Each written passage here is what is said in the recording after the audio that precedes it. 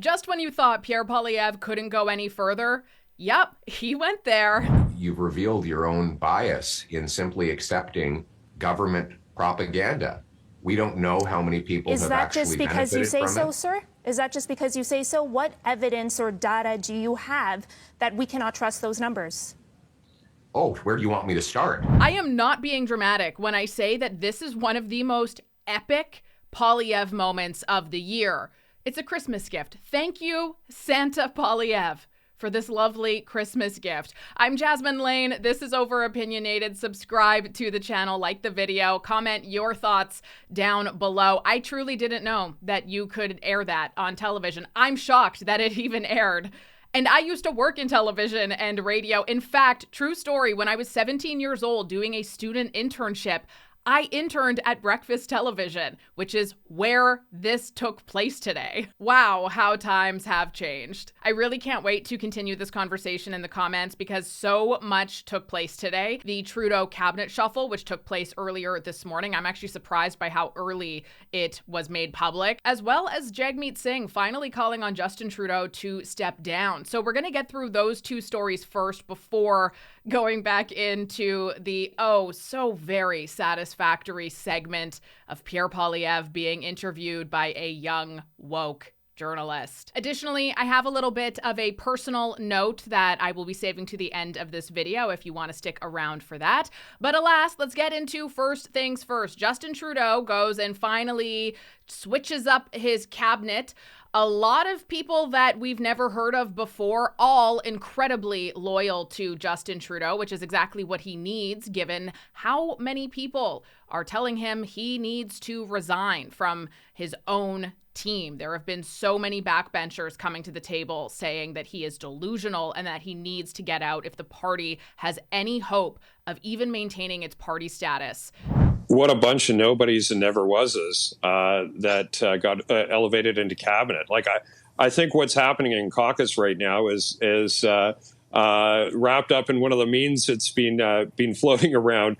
You know, do I go out with an overwrought plea for the prime minister to step down, or do I take what will be a very brief stint in cabinet that I've been waiting for years to be acknowledged? I think it's not the B team, it's not the C team, it's maybe the E or the F team, maybe it's the Z team. I don't know, but we're getting down to scraping the bottom of the barrel here. Which really comes as almost zero surprise. And I think also for us to take and reflect on is such a huge indicator of how much the party is crumbling. And obviously you don't want a crumbling party to be ruling your country and being laughed at by world leaders across the nation who are seeing this weakness. So I'm probably going to botch some of these names. Absolutely, this is my bad, and I should have taken my time to figure out how to pronounce all of them, but I didn't. So we have Rachel Bendayan, Minister of Official Languages and Associate Minister of Public Safety. Elizabeth Breer, who is the Minister of National Revenue. Terry Duguid, Minister of Sport and Minister responsible for Prairie's Economic Development Canada. Nathaniel Erskine-Smith, Minister of Housing, Infrastructure and Communities. Darren Fisher, Minister of Veterans Affairs and Associate Minister of National Defence. David McGuinty, Minister of Public Safety. Ruby Sahota, Minister of Democratic Institutions and Minister responsible for the Federal Economic Development Agency for Southern Ontario. Joanne Thompson, Minister of Seniors. So yeah, a lot of people whose faces and names we haven't heard of unless they are our particular community representative. I think he was probably onto something, that a lot of the people remaining are people who actually just really want to get that title, Minister of, under their belt during their career of politics. I highly, highly doubt that every single one of these people absolutely loves and believes in Justin Trudeau. But I do believe that every single one of these people absolutely loves and believes in themselves and what this will signal potentially for the future of their remaining career in politics. It's also very important to note that not a single one of these representatives is from Alberta or British Columbia. So what that will mean long term in terms of election results, in terms of the relationship with those provinces, we don't know, because obviously you don't have somebody from there who's able to bring forth that province's needs specifically anymore. And to further the decline of the Trudeau Liberal government, Jagmeet Singh has again said that he plans to topple the government in the next sitting House of Commons, which takes place late January.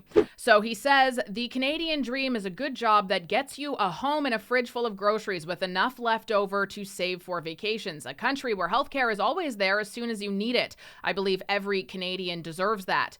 Trudeau Liberals have said a lot of the right things, then they let people down again and again. That sounds like it was written by Poilievre, but okay. Justin Trudeau failed in the biggest job as a prime minister, which is to work for the people, not the powerful, to focus on Canadians, not themselves. Liberals don't deserve another chance. That's why NDP will vote to bring this government down, blah, blah, blah. He said that he will be putting forward a clear motion of non-confidence in the next sitting House of Commons. I called for Justin Trudeau to resign, and he should. He can't fix healthcare. He can't build homes you can afford. He can't lower your bills. I've always fought for the people. I fought like hell to get dental care, free birth control, and diabetes medication. I didn't give up when Justin Trudeau said no, and I won't let Pierre Poilievre take it all away. Goes on to slander the Conservatives about how they're only going to give CEOs and big business anything they want, and that they are going to cut things to pay for it. They will cut healthcare, childcare, housing, and people's pensions. Yeah, well, I guess we'll see how any of that rolls out, because as it stands right now, the only thing they have talked about cutting is the carbon tax and foreign aid. So, if we cut those things, I actually don't think we would need to cut any of the other things, but okay, whatever you want for your propaganda. And speaking of propaganda, let's take a listen to this absolute destruction. Yikes.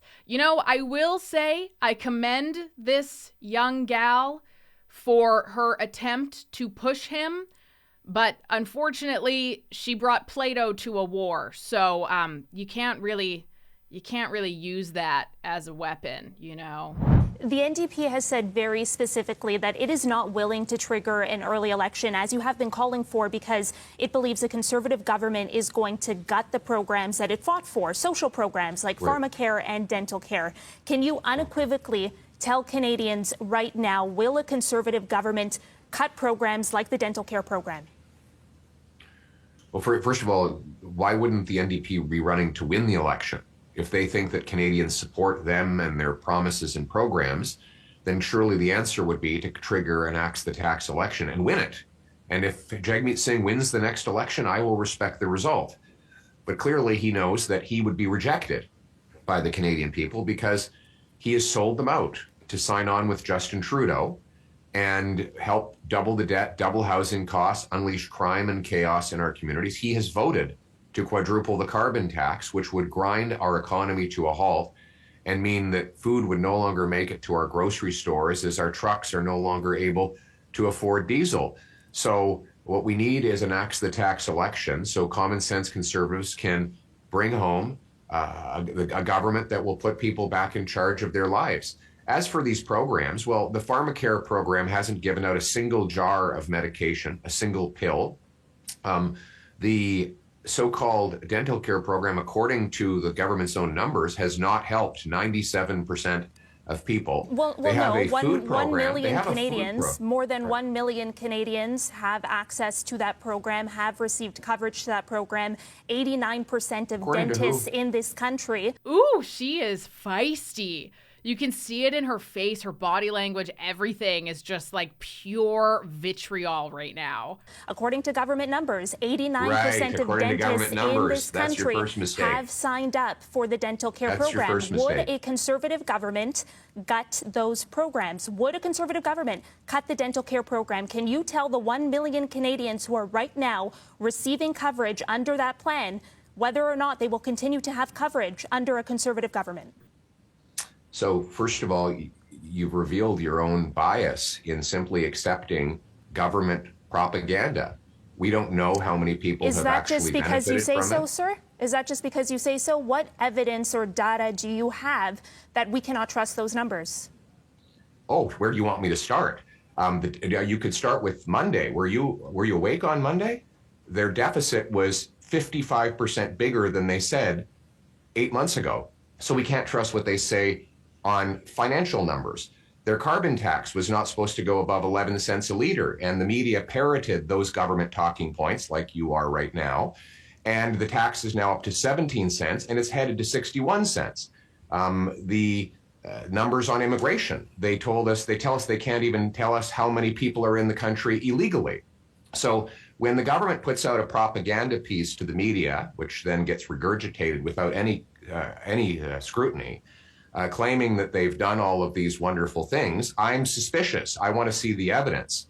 Even if it were true, what you've just admitted is that 40 million people have thus far got nothing from the program. So let's get the actual facts before Canadians, and let's make judgments based on the reality rather than on government propaganda. And that's what you're going to get from me, a government that actually looks at the real numbers and the real facts, not dishonest propaganda from Justin Trudeau and the NDP Liberals. Respectfully, that's still not an answer to my question, but I do need to move on. Before the House adjourned, Conservatives did say that they would commit to help passing an urgent border plan in the face of Donald Trump's tariffs. The border plan that was revealed this week, it will eventually need to be voted up or down on. Does the Conservative pledge still stand today? Will you support passing an urgent border plan? Yeah, we should bring the Parliament back today. Like, there's no reason at all why we should be breaking for holidays right now, because we are in such a mess and we have so many things that really need to be addressed urgently. And to take a 6-week vacation right now. Will you support the border plan that was revealed? We'll look at it. We'll see what it does. Again, we're not going to do as unfortunately the media has done, and one of the reasons why the media keeps losing so much credibility is because they simply regurgitate what the government says. We want to know how many helicopters, how many drones, how many boots on the ground this so-called plan would reveal. We know Trudeau has lost control of the border. He has allowed tens of thousands of people to come in illegally. He allows fentanyl ingredients to come in legally into this country. Those same ingredients have killed 47,000 people. So we need to know what's in this plan to reverse the damage that the NDP Liberal government has done to our border. But better than that, I think if you want to take back control of the border, of immigration, of spending, and take back control of your life after this disastrous 9 years, what we need is an axe the tax election so that we can elect a strong, smart government and a prime minister who has the brains and backbone to put Canada first. Okay, Mr. Poilievre, unfortunately, we're going to have to leave it there. I've run out of time. I do appreciate you making the time here to be on VT this morning. Thank you. Merry Christmas to you. Happy holidays to you as well, sir. Oh my God, he hit her with a Merry Christmas and she responded with a Happy Holidays. I can't. That was just epic and true. That's the thing. It's not like it's epic because, oh yeah, he really got her. It's epic because somebody is sharing the truth. Finally. I'd love to know your thoughts on that entire interview and everything else discussed today. Be sure to comment them down below. Subscribe to the channel, like the video. All those things help us in spreading the truth to the best that we possibly can. I know that there's a lot of new eyes and ears to this channel, and so some people may not be as familiar with my venture into discussing politics full-time on YouTube. So to give you a little bit of background on myself, one of the main reasons why I started discussing politics publicly was largely due to the fact that I've always enjoyed it and been fascinated by it. But secondly, because mental health has been one of my primary driving forces in life. If you're unfamiliar, my last boyfriend, we were together for 10 years. He took his life and forever changed the rest of ours. And I have really been noticing for many years now, in part from conversations that he and I had when he was still with us, just how much the political landscape affects absolutely everything. It affects, the things that are making us happy, the things that are making us unhappy. It affects the culture around us, society around us. And even if you're not somebody who is interested in politics, it's been so clear to me to see Like, when it comes to people not feeling okay and people struggling, so much of it has to go back to the political landscape, whether that be rhetoric that's being pushed out, division that's being pushed out, underfunding. Like, it all goes back to that same place. And that was a really big reason why I first started doing this, is because I had recognized that, and I knew that there were so many people like myself who felt hopeless and who felt like every single time they tried to express how their life was as a result of policies and lack of funding or whatever, that they would just be shut up all the time. Like, oh no, well, that's not true. Our economy is thriving. Well, really, why does my bank account feel the way that it does then when I have a good paying job? And so ultimately with YouTube, I mean, one, it was something that while he was still alive, he had always told me I should do. But at the time I was working in media and it was way too risky and I just couldn't do it. And then it wasn't until a few months after he died that I finally did decide I don't care anymore. And my therapist summed it up beautifully. You know, grief has such a wild effect on you, in how in one moment, all of the things that once mattered so much don't mean anything anymore. And all of the things that mattered so little suddenly mean everything. And it was in my grief that I pretty immediately decided that I actually don't care at all what the risks are to speaking freely and openly about these things. And I don't care if people don't like me and I lose friends and I lose my job. All of those things have happened. And really that it's just so much more worth it to speak true and not to be silent because you're scared or fearful. And I suppose in many ways, you know, my own mental health journey, I tried to take my life about 8 years ago. And obviously, I'm still here. And he was by my bedside throughout that entire recovery. So the fact that his fate was the same as what I wanted, and to, I guess, to have the perspective of being somebody who's been in that really dark place before to that point, and then to also be on the other end of coming out of that, though I still struggle every day, but then also having to deal with the immense pain and suffering that losing somebody you love so much to that same fate is just, it's an interesting perspective, I suppose.